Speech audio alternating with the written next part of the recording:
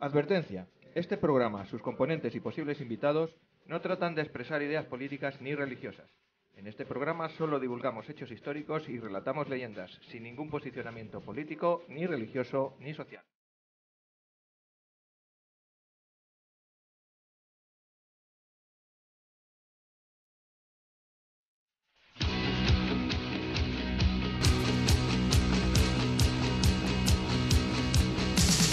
Hace mucho tiempo que se acabó, pero es que hay cosas que nunca se olvidan, por mucho tiempo que pase.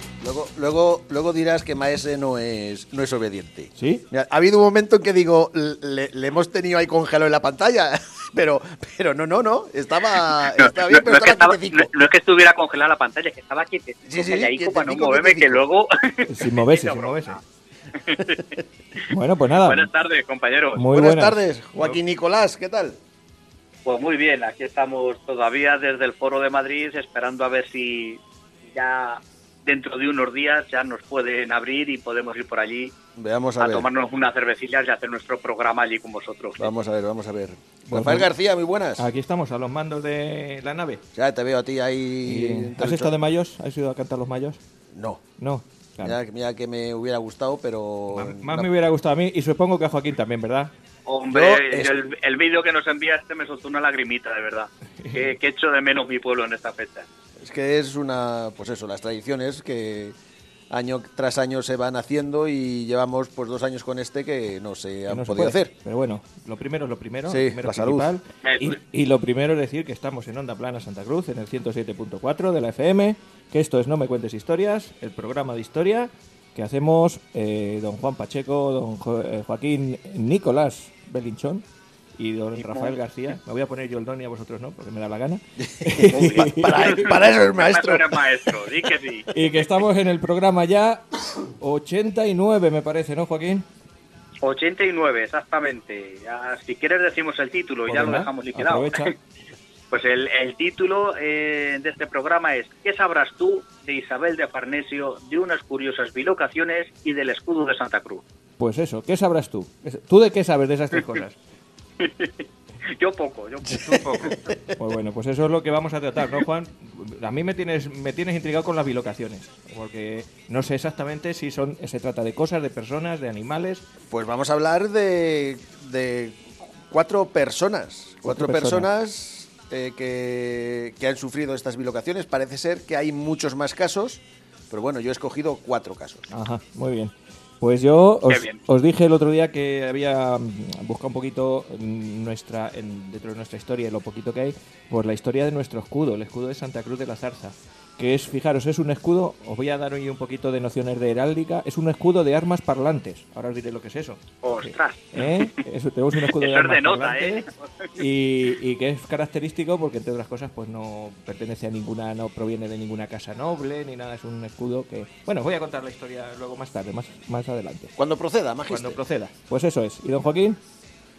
Pues yo voy a hablar de una de nuestras reinas, a ver, mejor dicho, de nuestras reinas consortes, porque ella no llegó a reinar, o sí, como ahora veremos por la gran influencia que tuvo durante el reinado de su marido. Me estoy refiriendo a Isabel de Farnesio y a su esposo Felipe V, y la verdad es que una figura que siempre me ha llamado mucho la atención por lo controvertida que es. Ah, muy bien. Escucha, tengo un amigo ¿Sí? porque eso de que no reinó o sí, tengo un amigo que le digo, Sí. oye, ¿vienes a tal? Y me dice, Pacheco, yo quería ir.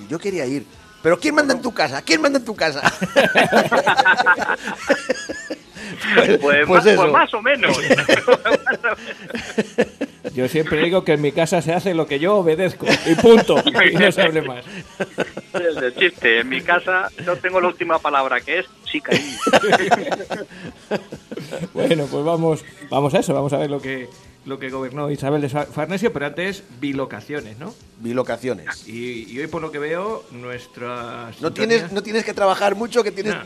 2 cancioncillas Me de... va a dar tiempo a comer un poquito de chorizo, ¿no? Ahí está. de queso y ya está. Y además empezamos con la sintonía propia. Con la de sintonía patrona. propia, exactamente. Así que venga, te la pongo. Venga, vámonos.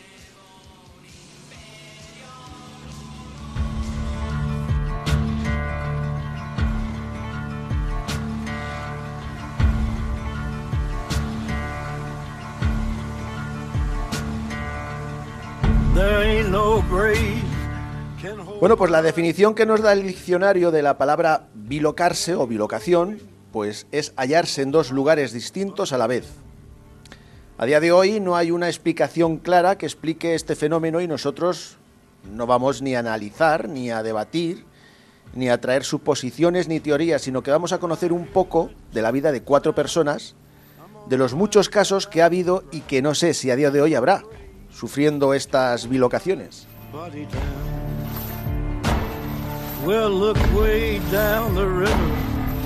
And what do you think? Y vamos a empezar por orden cronológico. Comenzamos por San Martín de Porres, el santo de la escoba, Fray Escoba, el santo de la escoba, como decía, y la humildad. Es el primer santo mulato de América. Nació en Lima el 9 de diciembre de 1579. Hijo ilegítimo de una relación entre un noble español y una panameña, negra liberta y pobre. Vivió en la pobreza con su madre hasta que en 1594 ingresa en la Orden de los Dominicos sin opción a sacerdocio y realizando las labores más humildes, pues como la limpieza del monasterio, que por eso se le conoce por Fray Escoba, porque estaba todo el rato con la escoba, y entregándose por completo a los demás.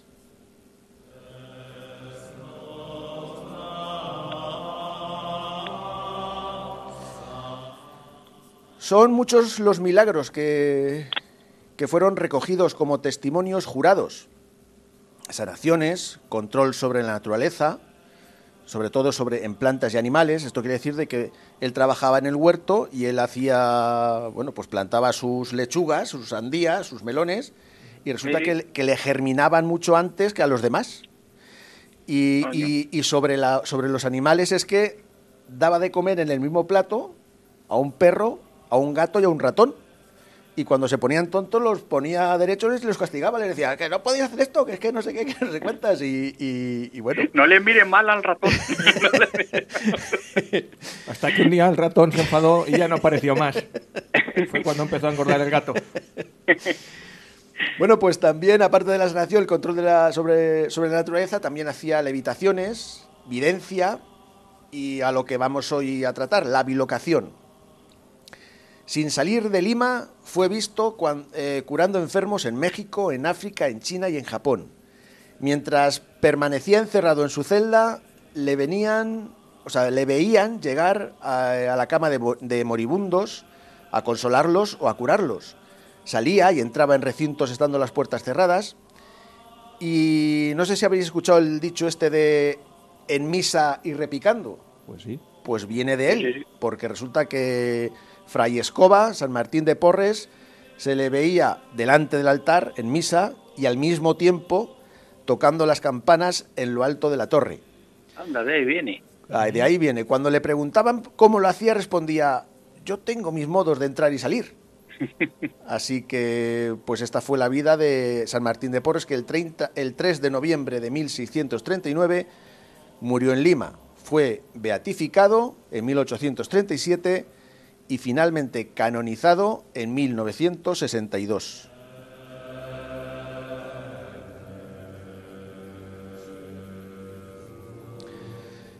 Contemporánea suya, española peninsular, de tierras sorianas, más concretamente de Ágreda, es Sor María de Jesús de Ágreda.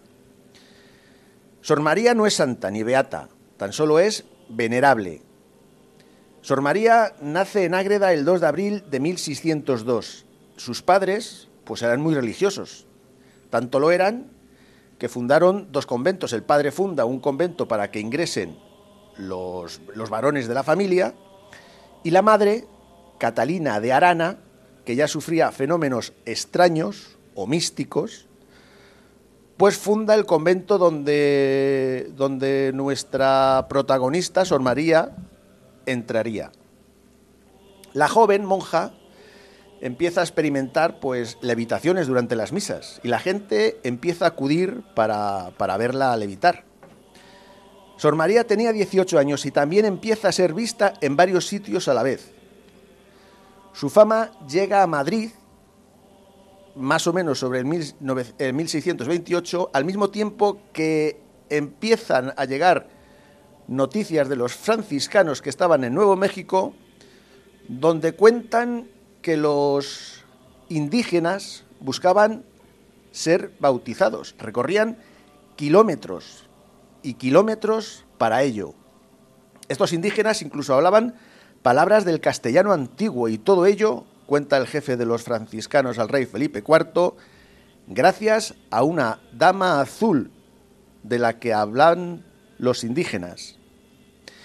Esta dama azul la describen como mujer blanca, rasgos pálidos, rostro alargado y vestida con un hábito azul.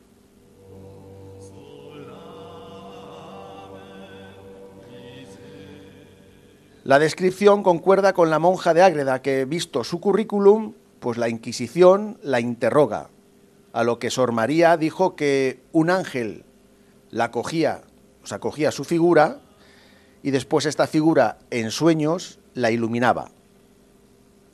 En 2 ocasiones sufrió interrogatorios de la Inquisición y no la pudieron condenar, igual que San Martín de Porres, que hacía varias acciones físicas a la vez, estar en misa y repicando, pues Sor María también. Sor María, cuando se bilocaba, pues a los nativos, a los indios de México, les llegó a repartir rosarios y objetos litúrgicos. Sor María moriría el 24 de mayo de 1665 y su cuerpo permanece incorrupto en el convento de la Concepción en Ágreda.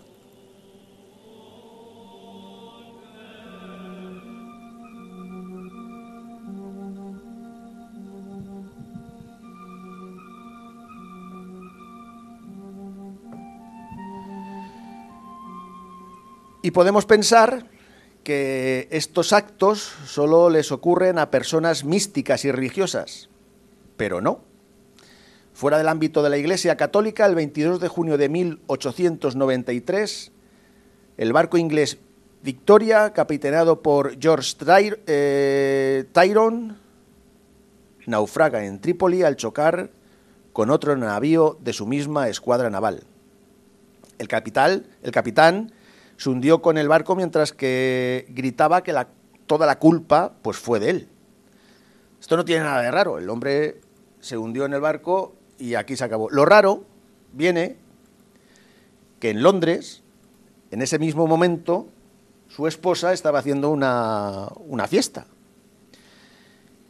Y os digo que en ese mismo momento, pues la esposa y los invitados vieron a Tyrone cruzar por el salón dando grandes pasos. Cuando le dirigieron la palabra, Tyrone se ocultó en un corredor y nadie pudo hallarlo después.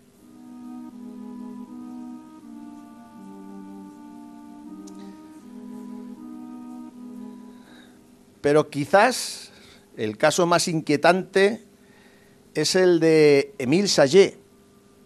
Su historia es contada por primera vez en 1860 por Robert Dale Owen en su libro Footfalls on the Boundary of Another World. Fíjate qué inglés que tengo. Ostras, macho. Eso sí hay que leerlo de verdad. Eso sí. Bueno, pues Émile tenía 32 años y era una francesa atractiva, inteligente y en general apreciada por los estudiantes y el personal de la escuela, en la que fue contratada en Letonia en 1845. Un día, en su clase, que tenía pues unas 17 niñas, pues estaba escribiendo en la pizarra cuando un ente aparece a su lado, haciendo los mismos movimientos que hacía Émile. Tan solo que, por ejemplo, si estaba escribiendo, pues este ente no tenía ninguna tiza, solamente repetía sus movimientos. A partir de ese momento, ese doble fue visto con bastante frecuencia sentado junto a Émile, imitando a esta cuando hacía su trabajo, o sentado en la clase mientras Émile estaba enseñando. Pero el avistamiento más comentado fue cuando en una clase donde había 42 niñas que estaban aprendiendo a coser, pues estaban aprendiendo a coser y por los grandes ventanales que daban al huerto, pues estas niñas ven a Emil que estaban trabajando pues, en el huerto. En ese momento, bueno, en uno de los momentos de la clase, la profesora de costura pues sale de la clase y entra Emil y se sienta para que la clase no se revolucione. Esto es, pues, magíster, ¿cuántas veces? A diario. Vale. Pues, ¿cuál fue el asombro? Que estando Emil sentada, quieta, mirando a la clase, una de las niñas se percata que la verdadera Emil continuaba trabajando en el huerto. Las niñas, entonces, bueno, de primera se asustaron y dijeron, bueno, pues el ente no hacía nada. Entonces se acercan, la intentaron tocar a la otra Emil y lo que se encontraron es que sus manos la atravesaron, sintiendo lo que parecía un bulto de telaraña. Claro, todo esto, pues se corrieron las voces, los padres querían sacar a las niñas porque eso era brujería. Entonces, cuando Emil fue preguntada por este asunto, pues la verdad que Emil estaba perdida. Emil nunca había visto a esta gemela suya que estaba arruinando su vida. Ya había sido despedida de 18 escuelas en los últimos 16 años.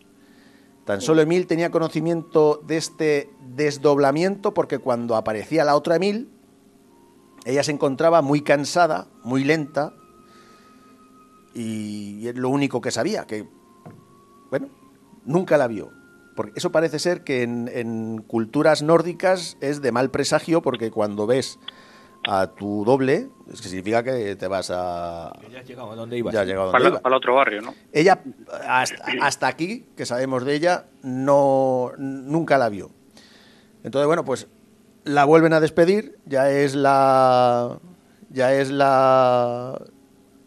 vez 19 que la despiden y pues se le pierde la pista, no se le consigue seguir. Las noticias que se sabe de todo esto es gracias a una alumna de esta clase que al final fue duquesa y bueno, siguió escribiéndose con ella, carteándose con ella 5 años más, pero al final se le pierde la pista y esto es lo único que se sabe. Así que esto es el fin del relato. Estas son las bilocaciones. Por una parte, obra de Dios, por otra es obra del diablo. Lo que sí que son es que es un gran misterio para la parapsicología. Eso es.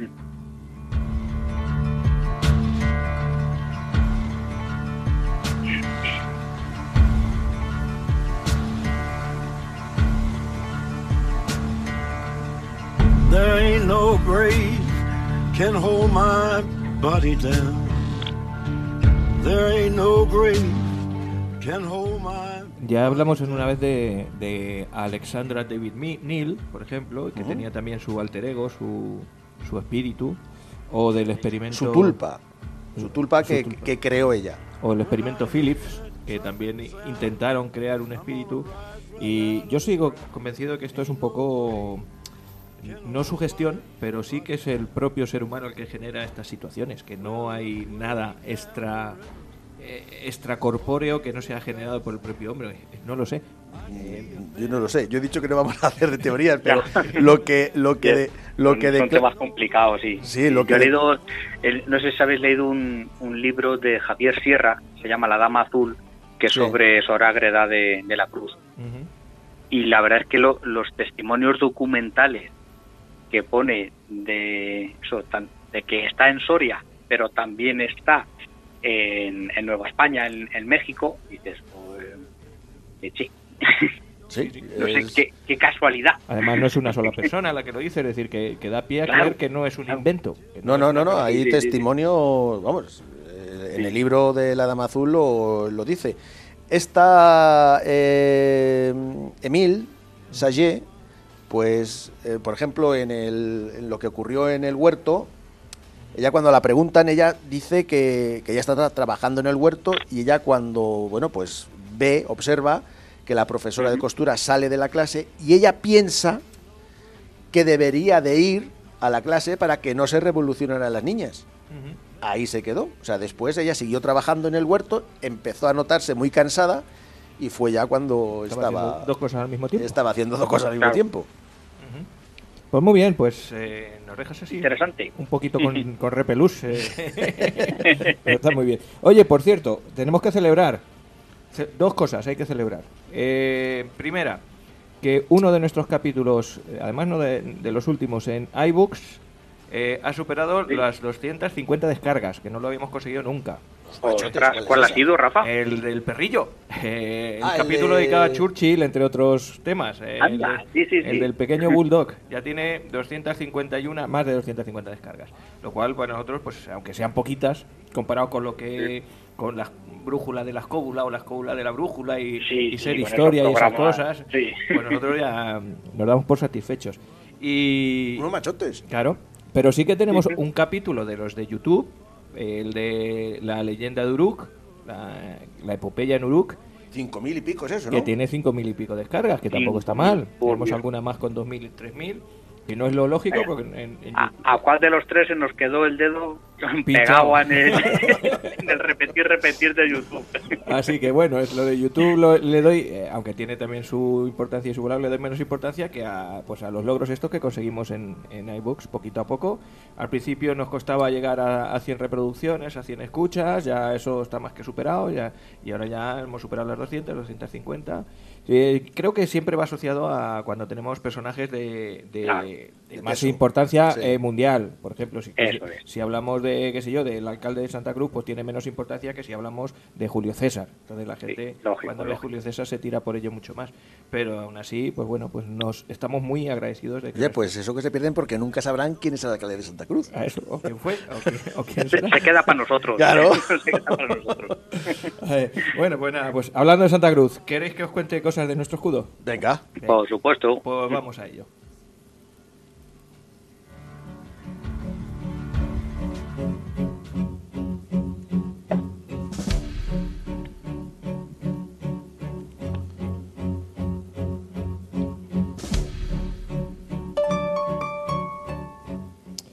¿Vosotros qué os pensáis? ¿Que nuestro escudo es muy antiguo, moderadamente viejo o que es una cosa reciente?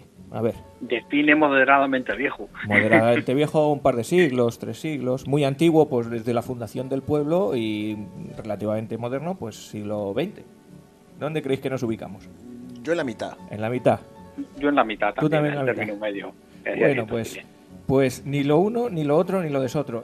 Realmente el escudo oficial de Santa Cruz, como muchos otros en la provincia de Toledo, es muy reciente, pero fijaros que he acotado oficial, ¿eh? Es decir, el Santa Cruz siempre ha tenido escudo, o casi siempre, ahora os lo voy a contar, y siempre ha sido el que es, pero el que es oficial, que hay que utilizar en todos los membretes cuando se habla de Santa Cruz, el que utiliza el ayuntamiento, se aprobó por decreto en 1989. ¿Ah, sí? Sí, concretamente Antes de ayer. el decreto 32/1989 del 4 de abril del Consejo de Gobierno por el que se aprueba el escudo heráldico del municipio de Santa Cruz de la Zarza de la provincia de Toledo tiene 2 artículos. El primero que dice: se aprueba el escudo heráldico del municipio de Santa Cruz de la Zarza de acuerdo con el dictamen de la Real Academia de Historia en la forma siguiente. Y aquí es donde nos vamos a perder porque hay muchas palabras en heráldica que si no las conocemos no sabemos. Dice: en campo de plata, cruz latina de sable sostenida en zarzas partidas y cortadas, siendo su parte superior de sinople y la inferior de gules. Al timbre, corona real cerrada. Esto ahora lo voy a explicar yo. os lo Pues voy a sí, contar. porque yo me he quedado Porque si no, que... no. Y despacio. Y despacio, sí. Y segundo, artículo 2 dice: el modelo oficial del escudo de Santa Cruz de la Zarza es el que consta en el expediente incoado al efecto y del que se remitirá un ejemplar debidamente diligenciado a la corporación correspondiente. Dado en Toledo el 4 de abril de 1989, está firmado por José Bono Martínez, que era presidente de Castilla-La Mancha entonces. Nosotros, si buscamos en escudo de Santa Cruz de la Zarza en internet, pues aparecen varios. Hay que buscar uno que ponga el oficial, que es el que tiene, y que tiene su cierta controversia, porque evidentemente lo que aparece en el escudo es una cruz que tiene debajo unas plantas, unas zarzas. Entonces algunos dicen, bueno, que estas más parecen plantas tropicales que una zarza. La zarza, recordemos que es la planta de encina, de chaparro, la planta nuestra, y bueno, pues es eso. Y que está, pues, tiene encima del escudo una corona real de 8 puntas, de las cuales se ven 5, que es la corona real cerrada, que ahora os contaré. En fin, ese es nuestro escudo y que es oficial desde 1989. Pero yo me he puesto a investigar un poquito más y primero voy a hacer una pequeña introducción a la heráldica. Vamos a ver. La heráldica es una ciencia auxiliar de la historia. Lo que pasa es que, bueno, si se utiliza indiscriminadamente sin conocer un poquito las reglas, pues da lugar a escudos pues que no tienen ningún conocimiento científico y que están hechos de forma arbitraria. Así pasa muchas veces. Hay confusión en las reglas en algunas ocasiones y nos dan escudos pues de lo más variopinto. En general, los escudos municipales vienen de los sellos de los concejos. Estamos hablando de la Edad Media. El uso se extiende en el Bajo Medievo y bueno, pues van evolucionando, y de estos sellos, que por lo general eran confeccionados en plomo, por ejemplo en la provincia de Toledo hay muy poquitos. Se conserva uno, por ejemplo el de Escalona, el concejo de Escalona, que es del siglo XII, quizá del siglo XIII. Bueno, pues estos concejos pasan a un segundo plano porque aparecen los grandes señoríos toledanos del siglo XV y el siglo XVI. Entonces casi todos los pueblos, o muchos de ellos, adoptan las armas de linaje. También os diré ahora lo que son las armas del señor noble del pueblo correspondiente. Entonces quitan los escudos de los concejos y empiezan a poner los de la casa que domina ahí. Esto ocurre en muchos, pero no en todos. Hay en algunos que el escudo no refleja esta dependencia de la casa. Por ejemplo, en Oropesa, en Escalona, en Quintanar, en Consuegra, en Illescas, los escudos no tienen esa afiliación o esa reseña que tiene que ver con el noble o la casa noble que estaba en el pueblo. El caso es que, bueno, cuando los señoríos se vienen abajo, hay muchas poblaciones que las quitan, que abandonan esos escudos de los señores, y porque hay una orden del 27 de enero de 1837 en el que se autoriza la demolición de los signos de vasallaje. Estamos hablando de Mendizábal y demás, ¿verdad, Joaquín? Por aquella época. Sí, exactamente, es de aquella época. Entonces, pues ahí desaparecen los rollos, las picotas, los escudos de piedra, y muchos pueblos pues dicen, como esto era del conde de no sé qué el escudo, pues ahora voy a poner otro. Ahí se da lugar incluso a algunas cosas que son pues estrambóticas. Por ejemplo, en la Puebla de Montalbán, que tienen el escudo de los Pacheco, tenían el escudo de los Pacheco, que es un castillo, pues quitan el escudo de los Pachecos y vuelven a poner un escudo porque se refieren a la fortaleza Montalbán. Entonces, escucha, el escudo de los Pachecos no es un castillo. En este caso el de la Puebla de Montalbán sí, porque hacía referencia al castillo, a la fortaleza de Montalbán. Entonces lo quitan pero ponen otros.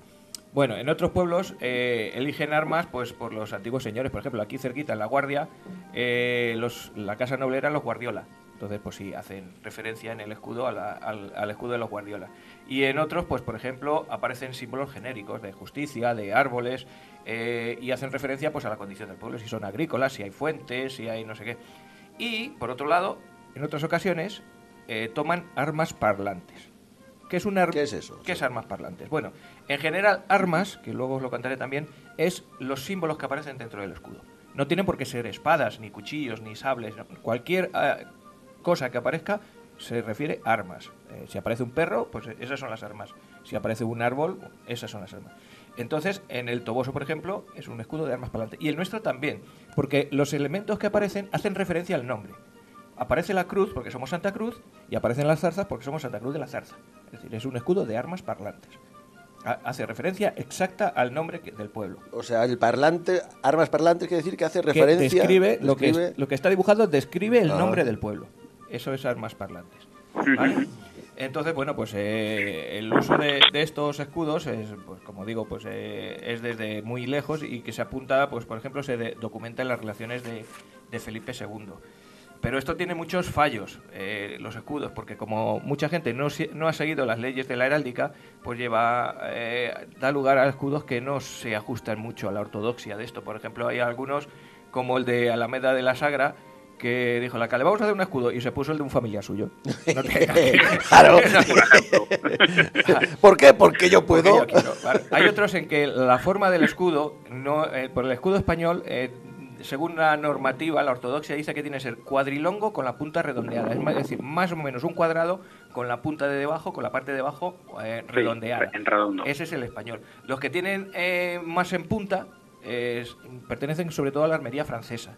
Entonces, todos los escudos que veáis que no es este cuadrado con la parte de abajo redonda, pues no son ortodoxos, no se ajustan a la heráldica. ¿Como nuestro? El nuestro sí se ajusta a la heráldica. Pero este es cuadrado así redondo, ¿no? Cuadrado con la parte de abajo redondeada. Vale. Cuadrilongo con punta redondeada. Vale. Sin embargo, por ejemplo, si ves el de Corral de Almaguer, pues tiene la embocadura, la parte de abajo muy grande, exageradamente grande. Hay otros que te digo que tienen forma de escudo de los de lanza y escudo, que tienen mucha punta, que son más francés que otra cosa.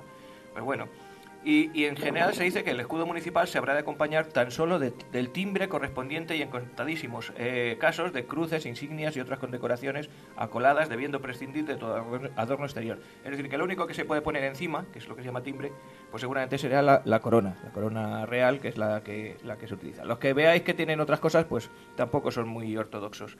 Y bueno, algunos heraldistas, algunos expertos también dicen que se puede coronar con otro tipo de coronas, que no sea la de 8 puntas, porque hacen referencia a títulos anteriores a los reyes católicos, donde había un noble, un duque, un conde, pues no tienen corona de 8 puntas. Así que nada. Luego también otra cosa que no debería aparecer en la heráldica, y que en el nuestro, por ejemplo, no aparece, son los lemas. Ahí, por ejemplo, en Tembleque, pues el lema es una frase escrita, pone Tremor Fortior. En Alcaudete, una torre fue mi cuna. En Sonseca, pues hace referencia a lo que son los sonsecanos, gente de textil. Con el hilo se hace el camino. Eso pone en su escudo.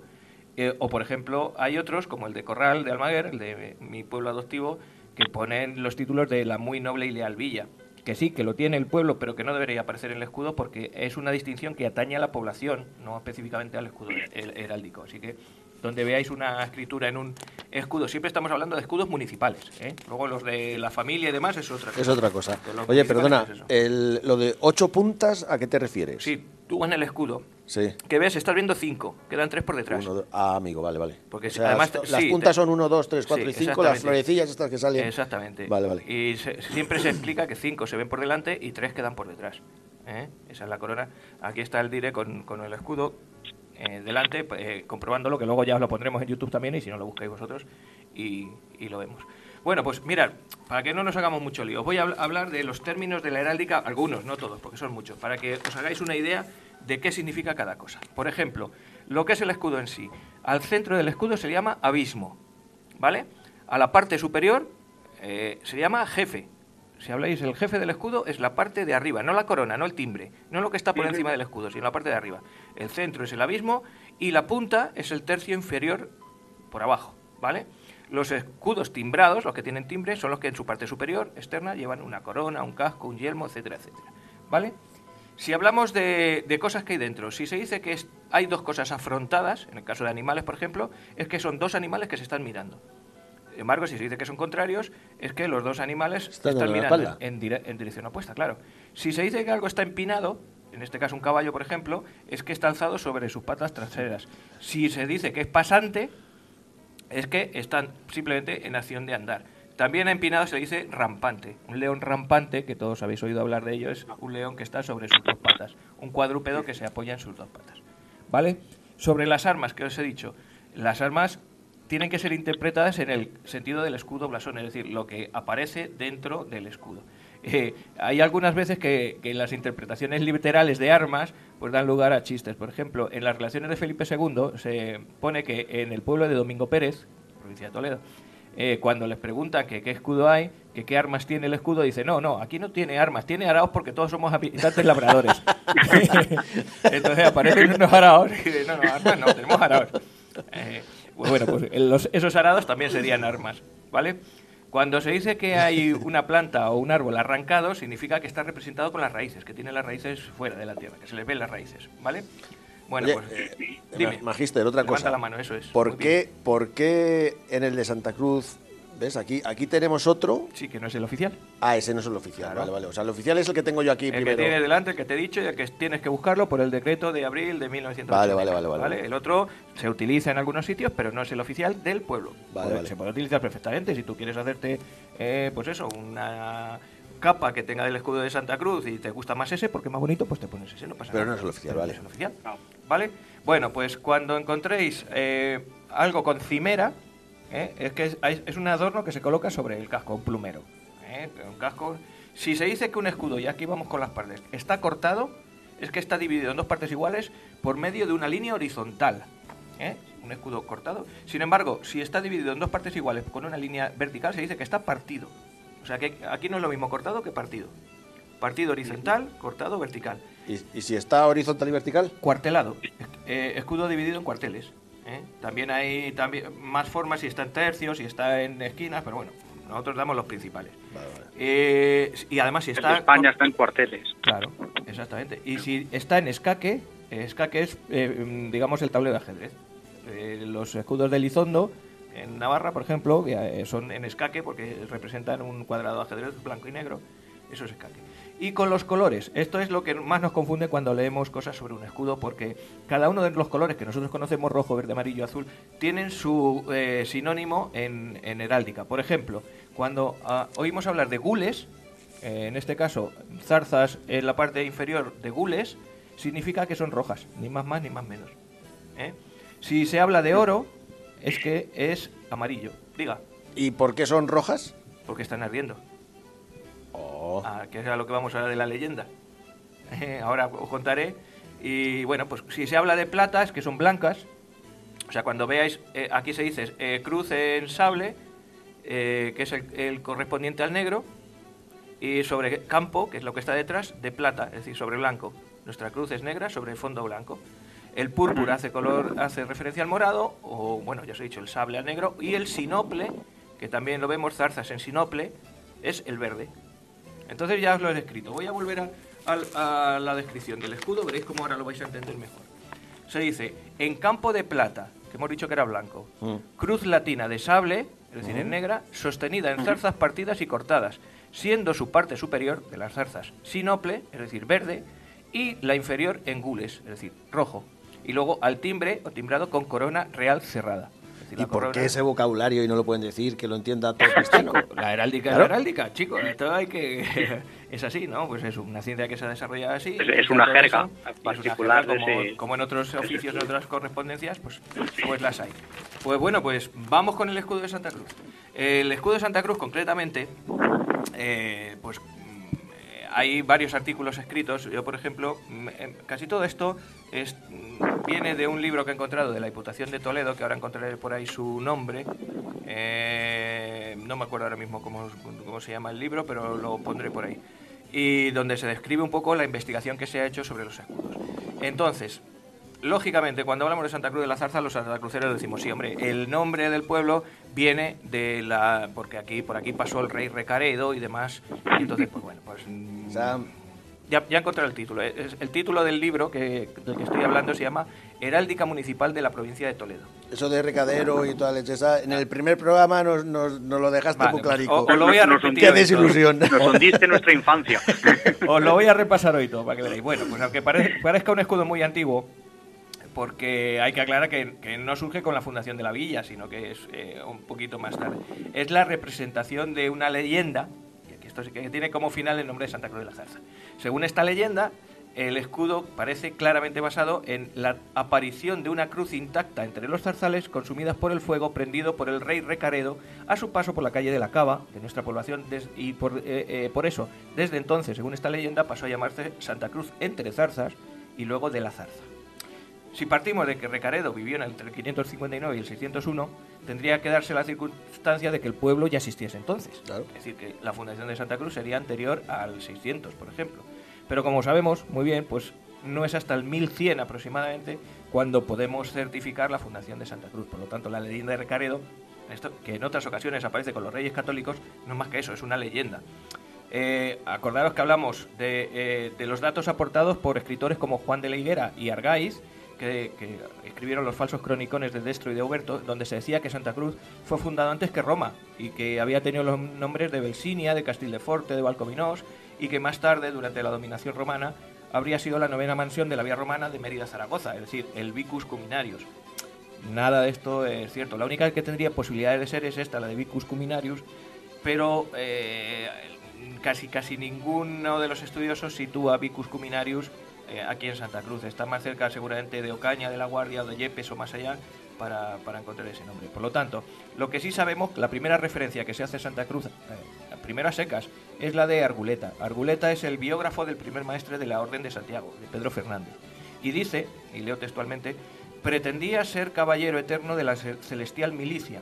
Por ello recibió la cruz de su espada y sus trabajos para trepar desde la corriente de las aguas a la cumbre, y trepó en fin desde el Tajo a lo más alto, entre Aurelia y Alarilla, que son los dos castillos, el castillo de Oreja y el castillo de Fuentidueña, y colocó allí su estandarte de la Santa Cruz. Es decir, que el primer maestre, cuando ganó a los moros, subió desde el río por la carretera de Villamanrique, que entonces no existía, y puso la bandera aquí en lo alto de la encomienda, que es donde nosotros estamos ahora.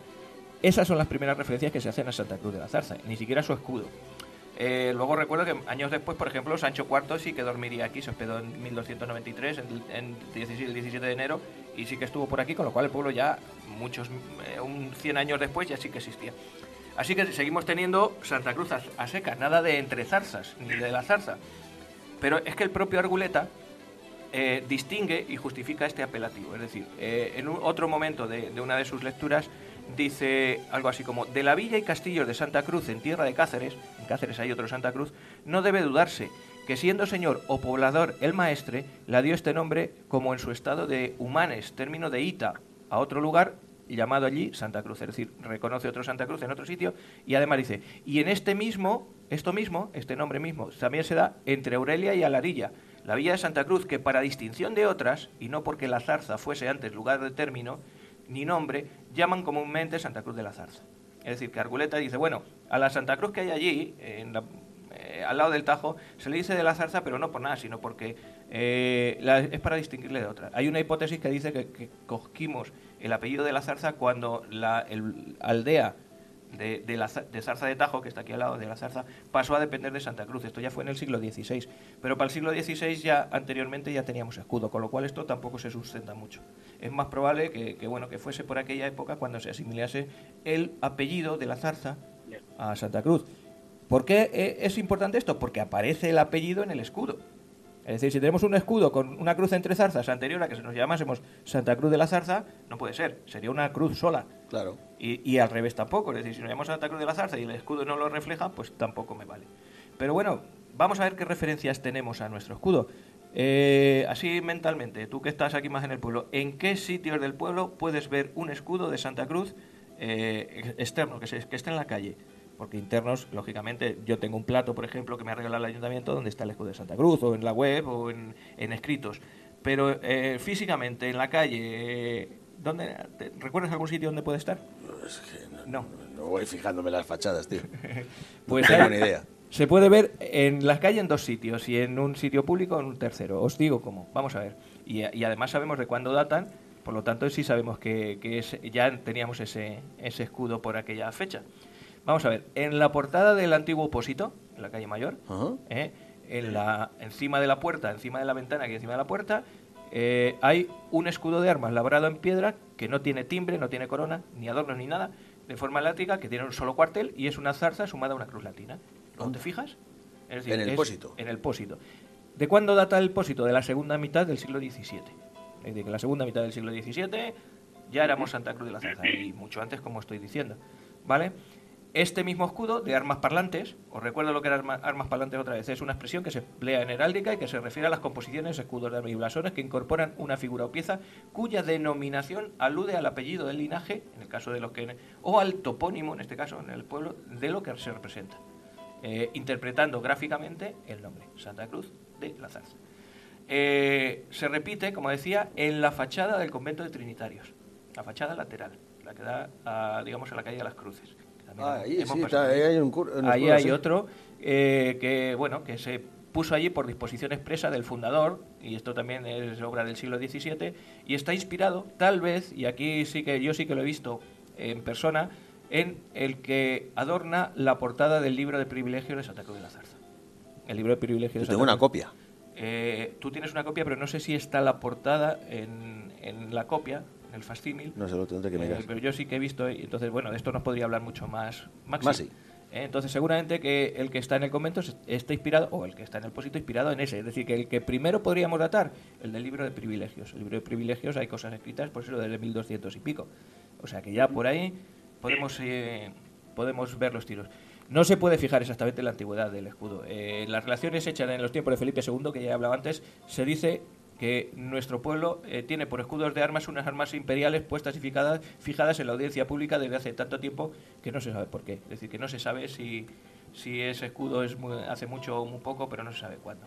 El caso es que a finales del siglo XVIII se usaba en un sello, y leo también literalmente, una cruz entre varias zarzas, varias con B además. Y un siglo después, en 1878, ya no lo hace, en la sigilografía municipal que blasona con armas reales de España. Es decir, hay un momento ahí que no aparece.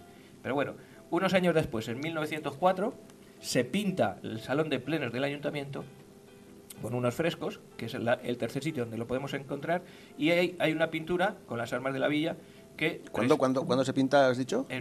Pues a principios del siglo XVIII, en 1904. O sea, esos frescos están desde el siglo XVIII. Sí. Y hay, además, ahora aquí sí que lo buscáis en internet, una foto del actual alcalde, de Tomás, y tiene una foto justo con ese escudo detrás. Es un escudo que tiene, pues eso, la cruz con las zarzas ardiendo debajo, y es de 1904.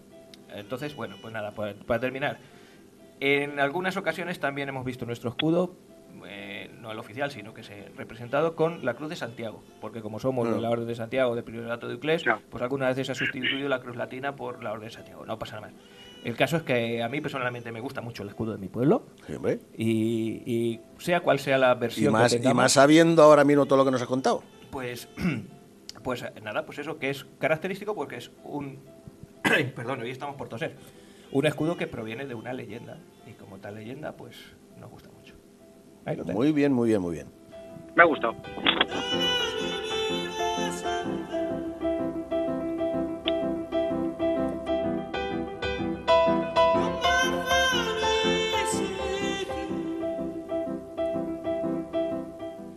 Bueno, jefe, me decías antes que tenemos que sumar hoy unas cuantas biografías más a la cuenta para luego ir añadiendo.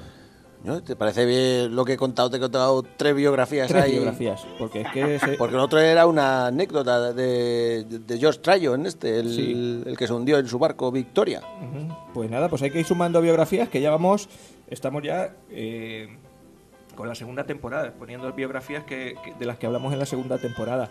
Supongo que... ¿Cuál pusimos ayer? Ayer pusimos Urucayina. Hombre, Ahí, una cosa seria. Urucayina, eso fue en el segundo, sí. O Galvarino, espera que lo... Galvarino es el primero. Ah, abrí pues, con Galvarino. Vale, la pues segunda. entonces Galvarino. estoy yo equivocado. Pusimos a Galvarino Sí. ayer y la semana que viene Urucayina, que son dos tíos guerreros, hay una cosa bien apretada. Bueno, pero que eso está, Joaquín, en No me cuentes biografías, ¿verdad?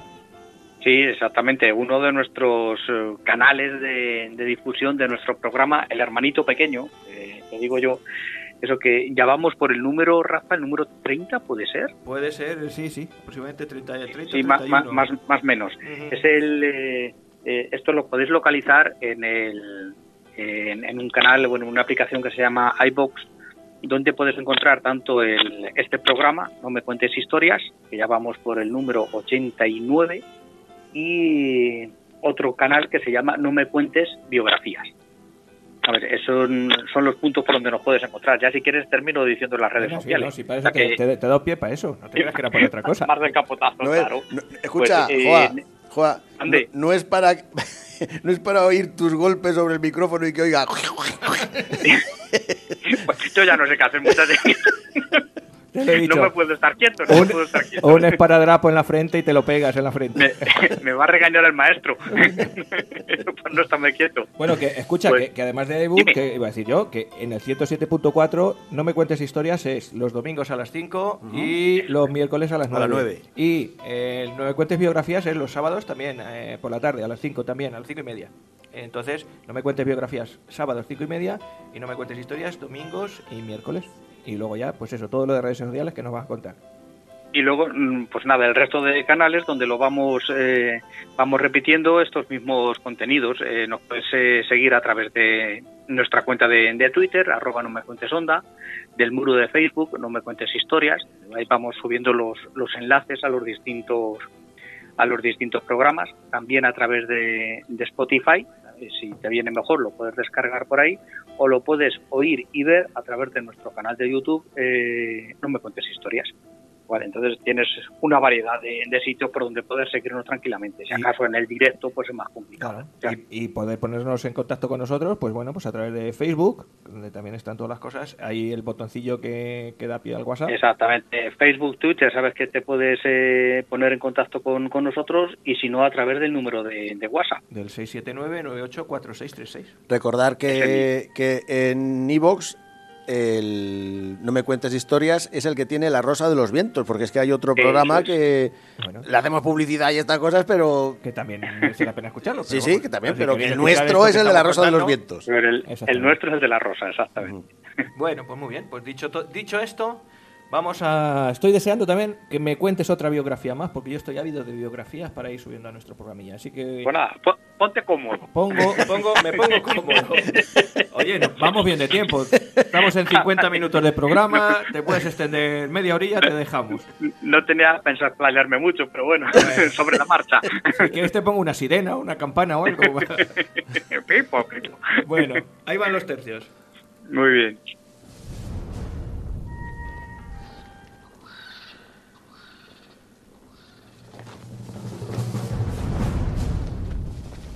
Poniendo picas a caballos, enfrentando arcabuces a piqueros, con el alma unida por el... Pues hoy nos vamos a remontar a un 25 de octubre de 1692, que es el día que nace la protagonista de nuestro programa de hoy. Es Elisabetta Farnese, una noble italiana que nació en Parma. Parma es una ciudad que está pues más o menos por el centro de Italia, por allí cerquita de Florencia, más o menos, entre Florencia, el centro norte.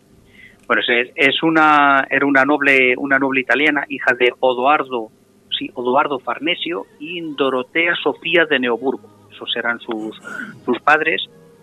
Tuvo un hermano y ella, eran dos hermanos únicamente.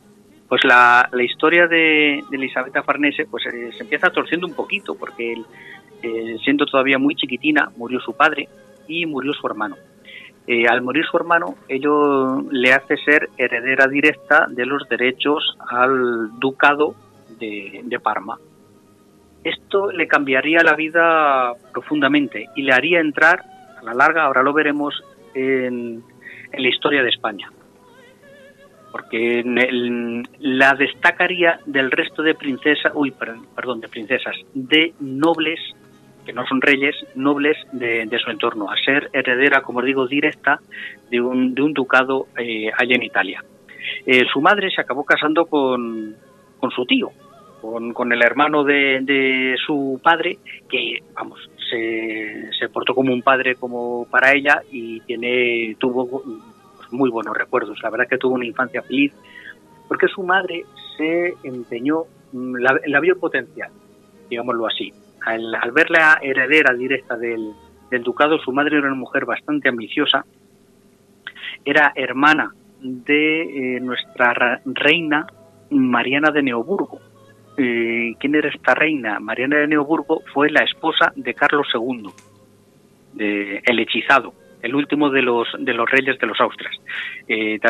Daros cuenta, 1692 es la parte final del reinado de Carlos II, que moriría en el año 1700. Entonces, nuestra Elisabetta Farnese, Isabel de Farnesio para nosotros, recibió una educación exquisita, porque su madre, como digo, pues era una mujer pues muy ambiciosa, de altas miras políticas. Y la educó, la dio una educación muy exquisita. No solamente dijo, bueno, aquí no te vas a dedicar solamente a bailar y a coser, no, ni mucho menos, vas a aprender idiomas. A mí es una cosa que me fascina del mundo antiguo, de esta época, en concreto, como Isabel de Farnesio sabía 5 idiomas. Sabía italiano, sabía francés, sabía español, sabía latín y sabía alemán. Dios mío, si la mitad de nosotros supiésemos solamente la mitad de los idiomas que sabía hablar una mujer a principios del siglo XVIII, no está nada mal.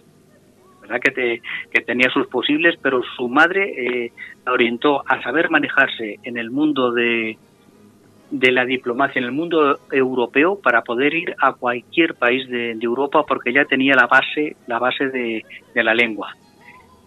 Como digo, una educación exquisita. Vivió en un palacio que yo me he quedado a cuadros, el Palacio de la Pilota. Es un conjunto que hoy en día, si será enorme, ese palacio antiguo, bueno, con el paso del tiempo se dividió en una serie de edificios: el Museo Arqueológico Nacional de Parma, la Galería Nacional, el Museo Bodoni, el Teatro Farnesio y la Biblioteca Nacional. Todo eso ocupaba un solo edificio, que era donde vivía el palacio de la familia Farnesio. Los Farnesio es una familia, es un apellido que está ligado desde siglos atrás a la historia de España. Recordemos, Alejandro Farnesio es uno de los mejores generales de los tercios de Flandes, y ahí más o menos viene esta estirpe. A los 18 años, nuestra protagonista contrajo la viruela, que ya hemos hablado en bastantes programas de ella, para que veamos que jorobar, que era una enfermedad que afectaba a todo el mundo y que a lo largo de la historia pues ha ido marcando la humanidad. Pues a nuestra Isabel de Farnesio le afectó la viruela, sobrevivió, pero eso sí, la dejó marcas. La gracia es que estas marcas, que la dejaron en los brazos sobre todo y en la cara, no la afeaban, sino que le daban un cariz como que gracioso, original. No le resultaba, no le afeó su rostro, ni mucho menos. Era una mujer pues esbelta, alta, y ya digo, el tema de la viruela no le afeó, no le perjudicó en su búsqueda de posicionarse en algún trono, que era lo que iba buscando su madre. Su madre y su padre. Su padre contrató a un italiano, a un diplomático italiano, Giulio Alberoni, que se vino a España, a la corte de Felipe V. Nos ponemos en contexto: en España, os digo, en 1692 está reinando Carlos II, cuando nace nuestra Isabel de Farnesio. En 1700 muere Carlos II, muere sin descendencia, y entonces se produce lo que se llama la Guerra de Sucesión Española entre Felipe V, que sería el que se acabaría llevando el gato al agua en esa guerra, y que acabaría ganando la Guerra de Sucesión, que era que venía de Francia, pues inauguraba la Casa de Borbón, y luego el pretendiente al trono de la Casa de Austria, que era Carlos, que hubiese sido Carlos III, pero que no llegó a reinar aquí en España. Durante 14 años, hasta 1714, hubo esta guerra. Como os digo, acabó ganando Felipe V y instauró en el trono a la Casa de Borbón aquí en España. Durante estos años, hasta 1714, pues Felipe V contrajo matrimonio con María Luisa Graviela de Saboya, una reina que tengo preparado otro programa por ahí para hablar de ella, que la verdad es que era muy querida por el pueblo, porque era una persona muy cercana, muy campechana, se dejaba de querer y de ver por la gente, que al final es un poco lo que se pide a los reyes, que sean un poquito cercanos, y facilitaba el acceso también del pueblo, por así decirlo, o de la nobleza al rey Felipe V. En nuestra María Luisa Graviela de Saboya murió el año 1714, poquito antes de un año clave, porque murió esta reina, acabó la guerra de sucesión con la paz de Utrecht, y esta María Luisa murió de tuberculosis ganglionar. Estaba pensando la palabreja. Murió hinchada. Se le inflaban los ganglios. La tuberculosis se le metió por dentro, le atacó a los ganglios y murió totalmente hinchada la pobre. Felipe V entonces empezó a buscar esposa, porque es una de las características de este rey. Este rey era muy machote, era un hombre muy valiente, ¿sabes? Y a la vez estaba en su educación, influía muchísimo en la religión, y él no quería vivir aventuras extramatrimoniales, entonces quería buscar su esposa. No se iba de picos pardos como otros reyes, sino que él quería buscar una esposa. y empezó a buscar primero entre las reinas que había, o las princesas que había en Europa. Y aquí es donde aparece la figura de este Giulio Alberoni, que os he comentado antes, que había mandado el padre de Isabel de Farnesio, el padrastro de Isabel de Farnesio, que la había enviado a la corte española. ¿Para qué? Para vender a su hija. Para vender la figura de su hija como candidata a futura reina consorte de España. ¿Y cuál es el valor que tenía? Porque, claro, Felipe V se tendría que casar, en principio, con una princesa de sangre azul, con alguna casa real. Y nuestra Isabel era duquesa, era nobleza, pero no tenía sangre azul, no descendía de ninguna casa real europea. Entonces tenía un hándicap, que era este, pero tenía una virtud, que es ser heredera de ese ducado de Parma. ¿Y por qué era importante esto? Porque en la guerra de sucesión, en el Tratado de Utrecht, España, Felipe V consiguió asentarse en el trono de España, pero para ser reconocido por el resto de potencias con las que había estado en guerra, el Imperio Austrohúngaro, los holandeses, los portugueses, Gran Bretaña, tuvo que renunciar a todos los territorios que tenía España hasta ese momento en Europa. Tuvo que renunciar. España fue 1714 fue cuando España perdió definitivamente Flandes, perdimos el milanesado, el actual Milán, y todo el sur de Italia. Todo Nápoles, Sicilia, que habían sido territorios españoles. Gibraltar y Mallorca. ¿Hay qué? Y Gibraltar y Mallorca. Exactamente, y Menorca, exactamente. Pero lo que más dolía en aquel momento era la parte de Italia. Y fue una obsesión de Felipe V en esta segunda parte de su reinado, hasta 1714, bastante tuvo con luchar aquí en España por asentarse, y después lo que intentó fue volver a Italia. Entonces pesó su decisión de elegir candidata a reina los derechos al ducado que tenía Isabel de Farnesio, porque eso ya le suponía que su mujer tenía ya un ducado en Italia. Eso le suponía poner ya una pica en Italia para volver a entrar en Italia, que era lo que él quería, volver a recuperar los territorios italianos para España.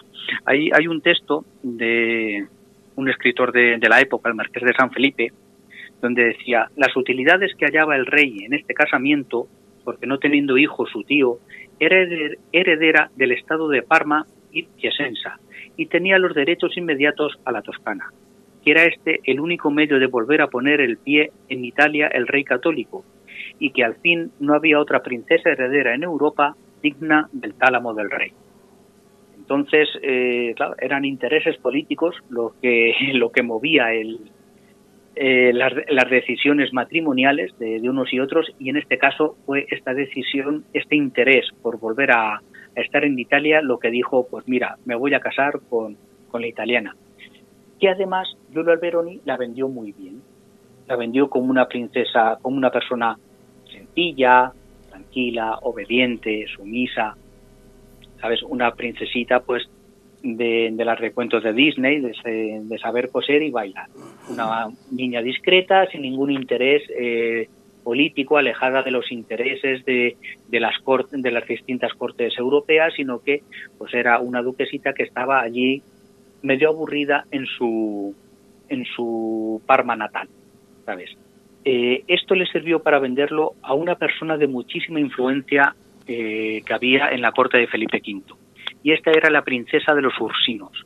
La princesa de los Ursinos era una princesa, una dama de compañía que tenía la esposa de Felipe V, Graviela de Saboya, que estaba allí impuesta por el rey de Francia. Felipe V era nieto de Luis XIV, del rey de Francia. Entonces, el rey francés le impuso a Felipe V: te voy a ayudar y te voy a enviar tanto al ministro Jean Horry, que era el ministro de Hacienda, para que te dirija los números de tu presupuesto, como a la princesa, esta princesa de los Ursinos. Ahora mismo es que no recuerdo el nombre, era, sí, María de Tremoal, princesa de los Ursinos. Esta mujer era temida y a la vez odiada en la corte por los españoles, por extranjera y por manipuladora, porque realmente era una espía a favor del rey francés. Pues no se movía una hoja en la corte española sin el control de esta princesa de los Ursinos, que sí se había hecho había logrado meterse en el bolsillo a la reina, a Luisa Graviela de Saboya, incluso al rey Felipe V. Tenía un gran ascendiente sobre él y lo tenía realmente controlado. Digamos que era el poder en la sombra en la corte. Entonces sabía Giulio Alberoni, no vamos a decir espía, pero sí enviado del padre de Isabel de Farnesio, que había que ganarse el favor de esta princesa de los Ursinos para poder conseguir que accediera al casamiento con Felipe V.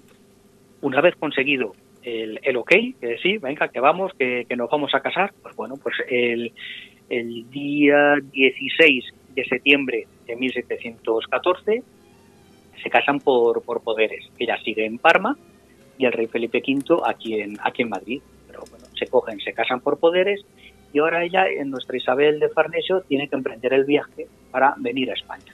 Que no se conocían.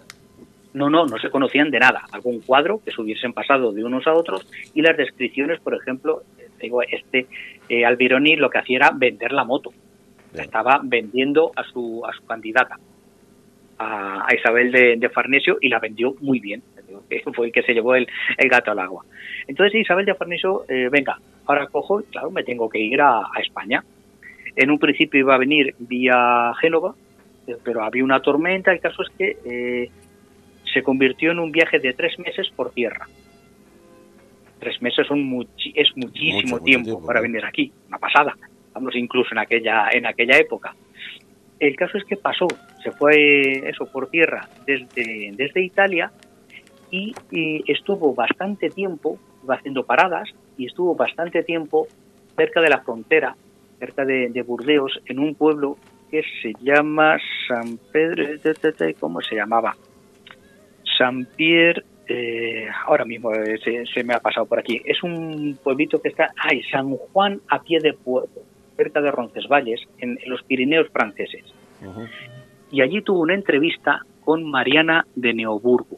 Mariana de Neoburgo, como os digo, era la esposa de Carlos II, el anterior rey de España, que casualmente era su tía.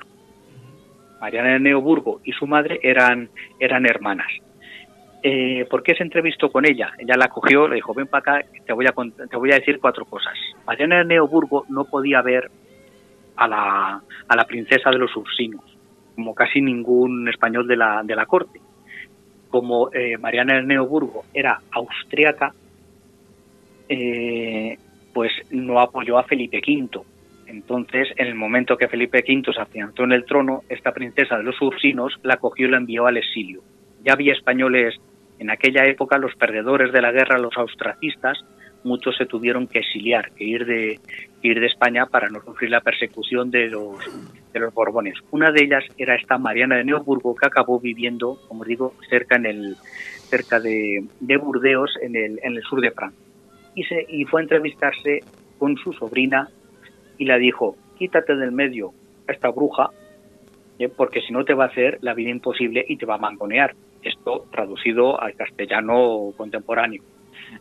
Lo diría con otra educación y de otras maneras, pero más o menos lo que te vienen a decir los autores de la época, que te la advirtió, que era un bicho, la princesa de los Ursinos, y que si quería realmente, que no quería que la mangoneara, que se tenía que deshacer de ella. Ya cruzó la frontera por el puerto de Roncesvalles y llegó a Isabel de Farnesio, llegó a Pamplona y allí se encontró con Giulio Alberoni, que salió desde Madrid y le vino a decir lo mismo. En cuanto llegues, quítate del medio a la princesa de los Ursinos, porque es una víbora, es un peligro esta mujer para tu seguridad, bueno, para que puedas reinar en condiciones, porque la que manda realmente es ella. Y entonces se produce una de las cosas de los hechos de la historia de España que por lo menos a mí me llaman mucho la atención. el rey pues estaba ya probar después de 3 meses de haberse casado. Oye, ¿dónde está esta mujer?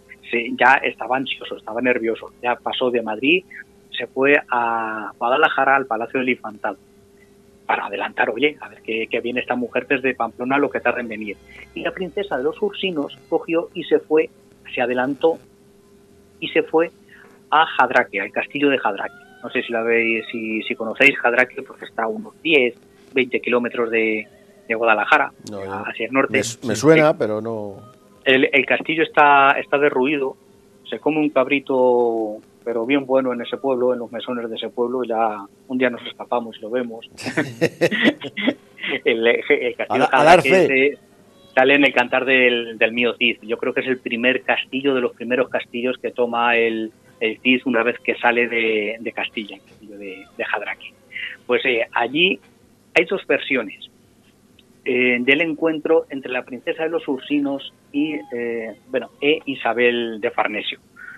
La versión francesa de esta, que es pro princesa de los Ursinos, dice que la princesa de los Ursinos llegó primero, no, mejor dicho, que llegó la princesa y la empezó a faltar, a agredir verbalmente a la Isabel de Farnesio, a la princesa de los Ursinos. Y luego está la versión de los más pro-españoles, que hablan de al contrario, que fue la princesa de los Ursinos la que desde el primer momento, en una entrevista a solas, en un Sálvame Deluxe de esos de esto ni el arrocito. No hubo testigos de aquel encuentro, de aquella entrevista. Yo me imagino a todos los mayordomos y demás, a todo el servicio, puesta la oreja detrás de la puerta, intentando escuchar a ver qué pasaba, porque las voces se tuvieron que escuchar en Guadalajara y más allá, ¿sabes? Por lo visto, la versión más extendida es que la princesa de los Ursinos recriminó a Isabel de Farnesio la tardanza en venir, la recriminó la forma de vestir que llevaba, claro, una más a la italiana, otra más a la francesa, por decirlo. El caso es que le empezó a marcar el territorio, y esta, ni corta ni perezosa, pues se la tiró a la yugular, llamó a la guardia y le dijo: me quitáis de aquí delante a esta vieja loca, os la lleváis a la frontera y le echáis de España. Ahí está. Dicho, ¿Para qué va a estar titubeando? ¿Para qué nos vamos a andar? Claro. No te pido que me lo iguales. No te me cambies los superes, igualamelo. La cogieron esa misma noche, que era un 23 de diciembre, que estaba cayendo una pelá. Imagínate, en Guadalajara, en la Alcarria, un 23 de diciembre, el fresquito que tenía que hacer. Pues la cogieron, la metió con la guardia en una diligencia y no pararon hasta la frontera con Francia. Y allí la soltaron, chimpún, con una señora con 70 y tantos años, pero que está, una vieja bruja aquí me va a mandar, cogió, la metió en el carro y para afuera. A casa por Navidad. Sí, le puso una carta al rey, estaba cerquita, que estaba en Guadalajara: mañana te cuento. El rey, que dijo: esta boca es mía, aquí ni tío. A ver quién le dice nada a esta. Aquí nace un poquito también la leyenda negra. Bueno, no es leyenda negra, ese que se lo ganó merecidamente el carácter fuerte que tenía Isabel de Farnesio. Te digo, fue un hecho que en aquel momento en España y en Francia llamó muchísimo la atención, porque Jorobar, sin haber conocido siquiera al rey, todavía no le había visto la cara al rey. Nadie esperaba, claro, como la habían vendido como una princesita de eso, de nada más que de hilar y bailar el minué y poquito más, pues que se iba a mostrar dócil ante las órdenes de la princesa de los Ursinos. Y esta llegó, la arreó 2 voces, la digo: me quitáis de aquí esta vieja loca y os la lleváis de España. Y dicho y hecho, se cogieron y a ver quién, el sargento le diga: quita, yo a mandar, si mi reina, pum pum, y nos la cogemos y nos la llevamos. Y se la quitaron del medio. Ya digo que llamó muchísimo la atención. El rey dijo que bueno, que no pasaba nada, y llegaron, se hicieron otra ceremonia de casamiento, y ya tan contentos se volvieron para Madrid al día siguiente, ya los 2 juntos, y a partir de ahí el rey y la reina prácticamente no se separaron nunca. La verdad es que hay una compenetración total entre Felipe V y Isabel de Farnesio, que, a ver, lo que sé es que Isabel de Farnesio era una mujer con una gran ambición política y que utilizaba la obsesión por el sexo que tenía Felipe V para dominarlo, ¿sabes? Y que ella le acompañaba a todos los sitios para tenerle bien controlado. La gente no la quería, la gente, me refiero al pueblo llano, y parte de la nobleza no quiso nunca a Isabel de Farnesio porque le alejó al rey del resto de la sociedad, del país. Lo tenía bajo su control y no quería que nadie... Había que pasar por Isabel de Farnesio para tratar cualquier tema político, ¿sabes?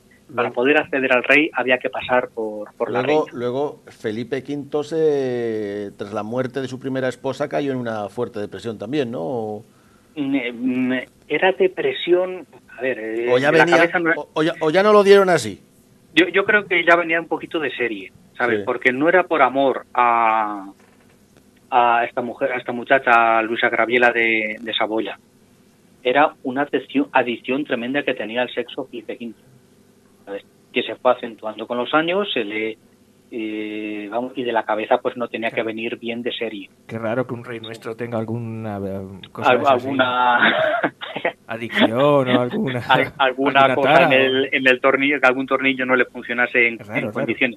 A ver, ha habido casos de todo, pero el caso es que Felipe V estaba hierba, no estaba bien de la cabeza el hombre y fue empeorando con la edad.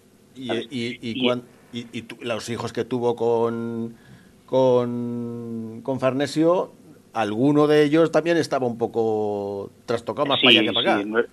Sí, pero vamos, a ver, y no solamente esos, y los que tuvo con la Graviela también. Con Graviela tuvo dos, que sería Luis I y Fernando VI, eran hijos de la Graviela, y Fernando VI acabó con una depresión, que esa sí que fue provocada, o por lo menos fue cuando estalló, con la muerte de su esposa. La muerte de Bárbara de Braganza, estaba tan enamorado de ella, pues que se acabó volviendo loco, en una palabra, ¿sabes? Pero bueno, esta mujer a la que íbamos a la Farnesio se comportó, enseguida puso sus reales. Dicen que se encontraba mucho más a gusto, hablando con hombres. Era muy machista, por así decirlo, ella. No quería mujeres a su alrededor, porque no estaban a su altura. Ella quería hablar de política, de asuntos de Estado. Por eso tenía que hablar con hombres. Se encontraba más a gusto hablando con hombres que con mujeres. No volvió a haber una camarera de la reina que tuviese influencia, ni mucho menos. Tendría su séquito, por supuesto, pero no. Ella lo que buscaba era un interés político que le había metido su madre, de que tú tienes que llegar a la reina, y ahora ella lo que quería es que sus hijos llegasen a reyes. Para eso tenía un problema, porque resulta que, claro, Felipe V, ya con su anterior mujer, ya tenía dos hijos, Luis y Fernando.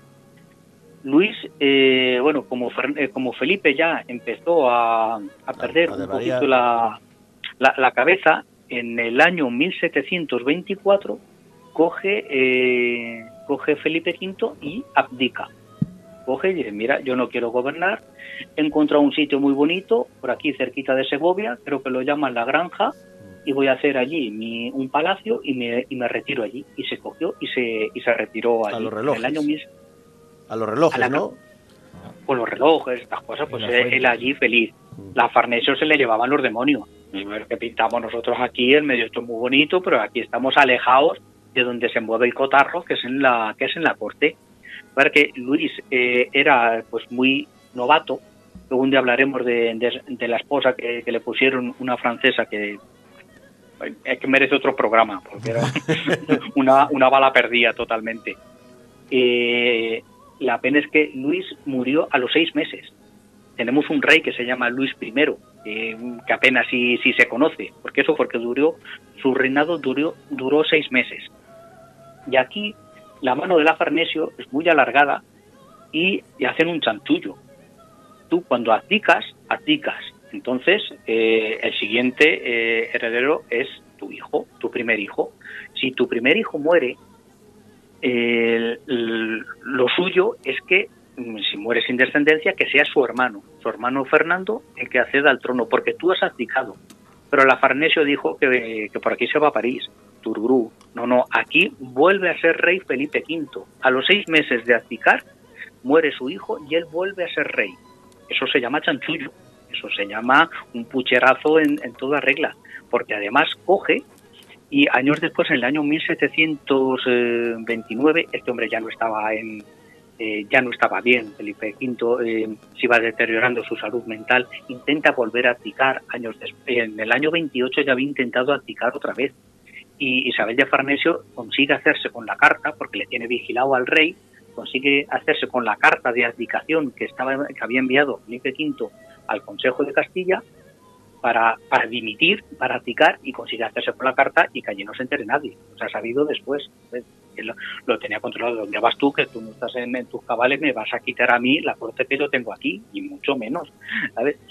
El año 29, por ejemplo, se casa, hacen unas alianzas matrimoniales entre Fernando, que luego sería Fernando VI, con una princesa de Portugal, con Bárbara de Braganza. Igual una de las hijas de Isabel de Farnesio, con Felipe V, la casa con un rey portugués. Pues a partir de ahí coge, y para asegurarse que la nueva pareja no tenga ninguna influencia en la corte, porque la corte, os digo, no le gustaba los usos afrancesados o italianizados de la Farnesio, y buscaban a alguien más español, por así decirlo. Por ejemplo, en la corte de Felipe V no se hablaba español, se hablaba francés. Luis I y joroba, que no me sale, Fernando, los hijastros de la Farnesio, se tenían que comunicar con su padre por carta en francés. Joder. Porque así lo exigía la Farnesio, para mantenerlos alejados de su padre. No tuvieron una infancia fácil estos niños con la muerte de su madre, para nada. Y la Farnesio es el prototipo de madrastra de Disney, de madrastra mala, porque cogió a Fernando, lo apartó de la corte, y caso, no te voy a decir que lo tuviese secuestrado, no es la palabra secuestrado, pero sí apartado de la corte para que no tuviese contacto con la nobleza, que no veía con buenos ojos esos usos, esa forma de gobernar, ¿sabes? Y decían, oye, esto que habéis hecho es un pucherazo, no tenía que haber vuelto a gobernar Felipe V, y más en las condiciones mentales en las que está, teniendo un hijo, ¿sabes?, en el que poder, si es verdad que era pequeño, no sé si Fernando tenía 12 años, era muy pequeñito, ¿sabes?, pero jorobar, de momento está en condiciones, y el otro ya sabemos que está como una cabra, no es para el pucherazo que habéis hecho. Entonces la Farnesio le coge y le aparta tanto a él como a su esposa, a Bárbara de Braganza, que eso les uniría un montón. Eso a la larga les une en la adversidad y hacen que estén, pues eso, que congenien desde el primer momento y estén muy enamorados. Y eso hace que cuando muera Felipe V, según sube al trono Fernando VI, ahora sí, y le diga a la Isabel, ahora te vas caminito de la granja a freír morcillas de aquí. Directamente la coge y la expulsa de la corte. O sea que voy saltando de unas cosas a otras, pero más o menos es así la cronología. Es tal la influencia de Isabel de Farnesio en la corte, que se granjea muchas enemistades, sobre todo la del futuro rey.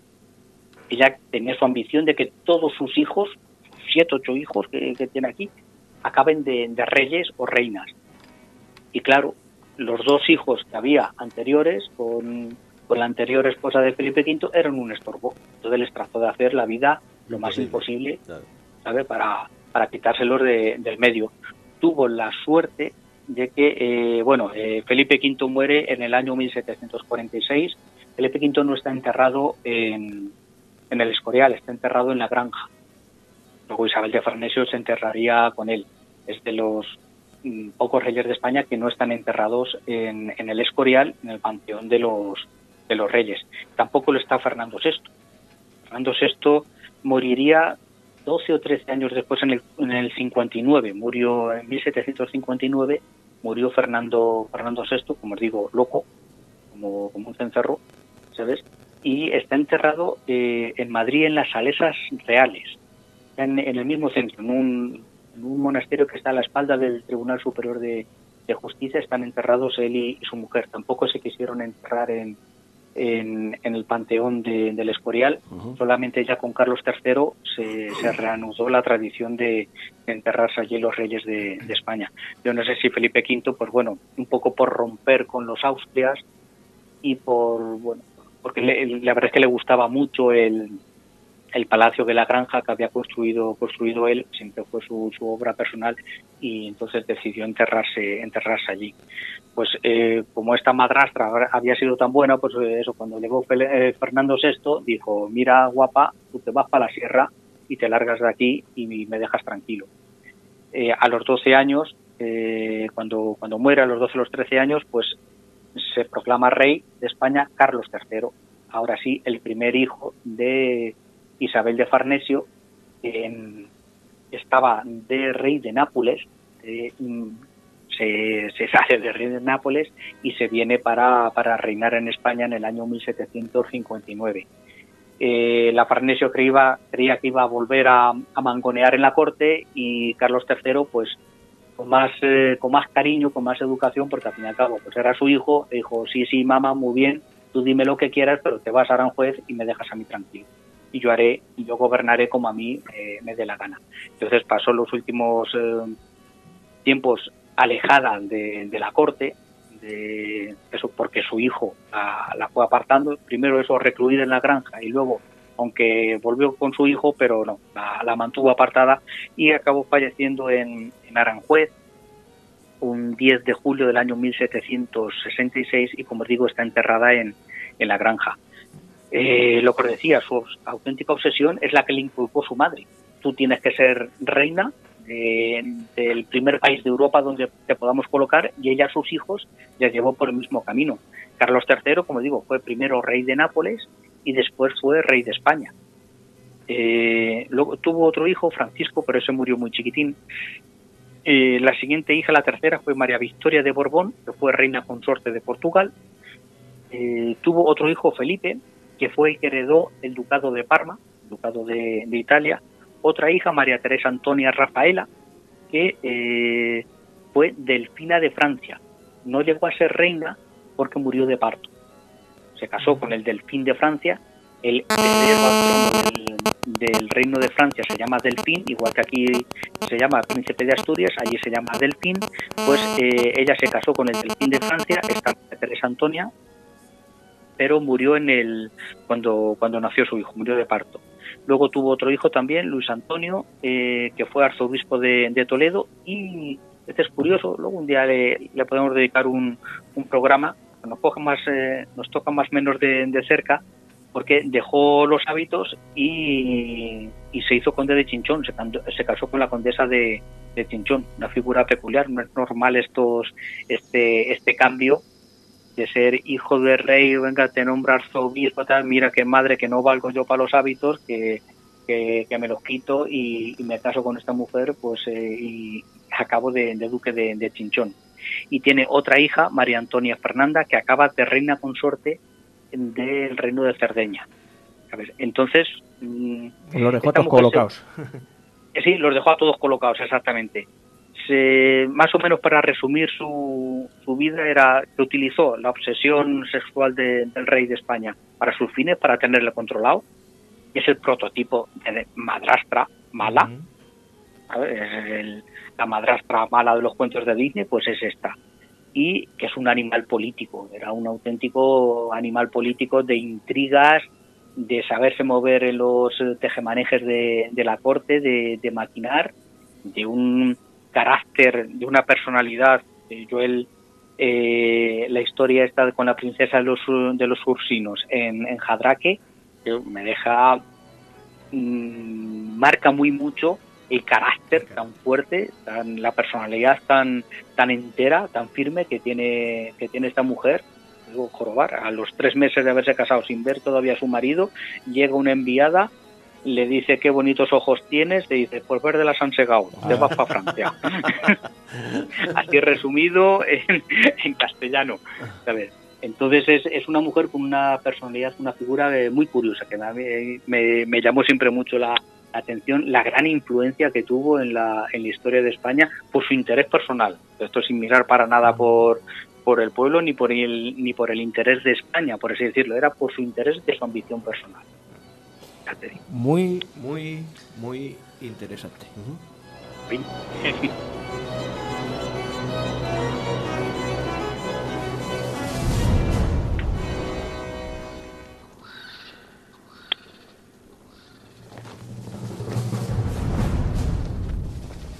Poniendo picas a caballos, enfrentando arcabuces a piqueros, con el alma unida. Bueno, y hoy os traigo en nuestras canciones con historia, vamos a retomar un poquito la senda de los poetas y de las canciones que son poesía. Pero esta es que no la hemos cantado de Mayos tú y yo, Joaquín. ¿Tú has cantado alguna vez Guantanamera?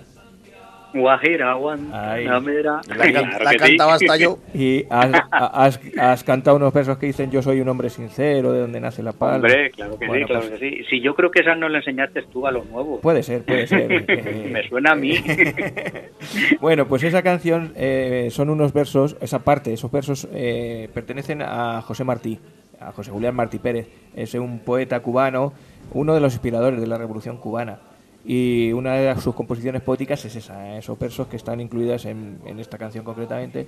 Encontré una versión de una cantante cubana también que murió hace unos años, que se llamaba Sara González Gómez, también, como digo, cubana, y que es una versión bastante tranquilita, pero a la su vez chula. Vais a escuchar estos versos de José Martín en la voz de Sara González.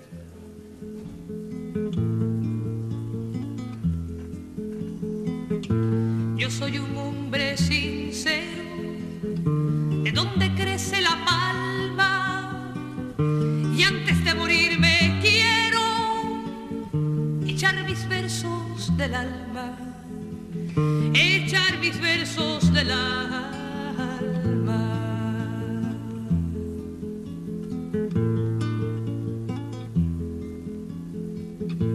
Yo vengo de todas partes y hacia todas partes voy. Arte soy entre las artes, en los montes, montes soy, en los montes, montes soy.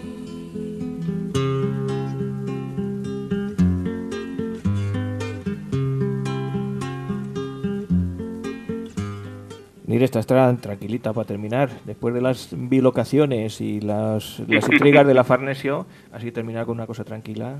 Sí, Relaja esto un es poquito. relajante para asimilar lo que hemos contado. Ya la escuchará Joaquín, que estas cosas no las escucha, pero te va a Sí, gustar. ya. Javi.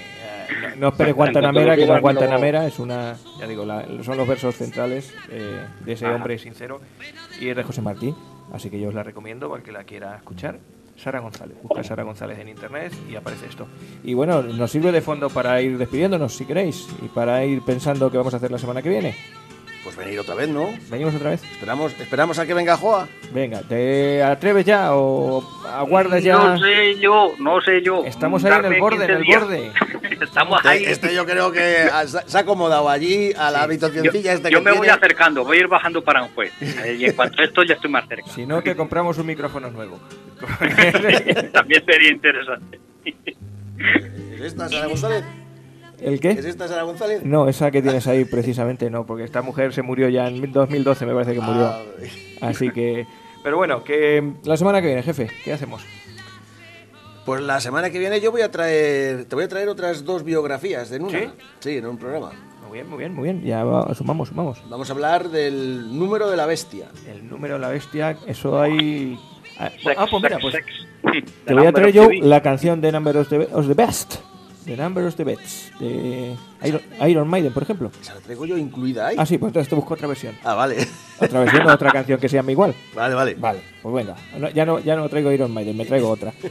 Vale, número de la bestia. Joaquín. Pues yo voy a seguir con la historia del espionaje. Sí. Que me va gustando cada vez más, cachis en la mar. Y bueno, nos vamos acercando cada vez más y ya pasamos a la guerra de Marruecos. Vamos a ver un poquito eso, nuestra guerra de Marruecos allá por los años 20 y la actuación del servicio de espionaje español en dicha guerra. Vale, a mí me toca que queréis que os cuente, así que me traigo 3 temas. Voy a recuperar algunos de los que he dejado por ahí colgando, pues, por ejemplo el de las montañas, el nombre de las montañas, de dónde proviene el nombre de las montañas más famosas. Como sabéis que me gustan mucho las palabras y los significados y demás, os voy a traer, que también lo rescato de anteriores, palabras latinas que han quedado en nuestro castellano y que se utilizan hoy en día. Y tengo una muy chula, que el otro día me acordé de ella y que vamos a hacer. Santos que no lo fueron tanto. Uy. Santos que no lo fueron tanto, que fueron falsos o que no eran tanto. Pues esa sí me... Tienes papel. Tenemos toda la semana para pensarlo, pero... Sí, ya os lo vais pensando, si no cambio de opiniones, eso. Porque luego para la otra semana, y ya os lo adelanto, tengo un tema santacrucero que lo hice la primera vez que estuve yo en la radio en Santa Cruz hace muchos años, fui a eso, a hacer ese tema. Es nuestro particular lenguaje santacrucero, las palabras que solo utilizamos los santacruceros. Hombre, hermoso. Bueno, El idioma santacrucero. Somos el único país del mundo, Vamos, que... el único país del mundo donde las personas que viven aquí dan golpinetas. Ya expliqué. Pues bueno, pero eso lo dejamos para más adelante. Y contra más hacemos golpinetas... Bueno, sí, el contra, eso ya es más extendido. Pero bueno, digo que eso más adelante. Y tengo también por algún tema otro Santa Cruz y demás. Pero lo dejamos para más adelante, así que... Vale. Ir pensando entre esos 3 y mientras tanto nos vamos despidiendo, ¿vale? Pongo aquí Muy el bien. ministro.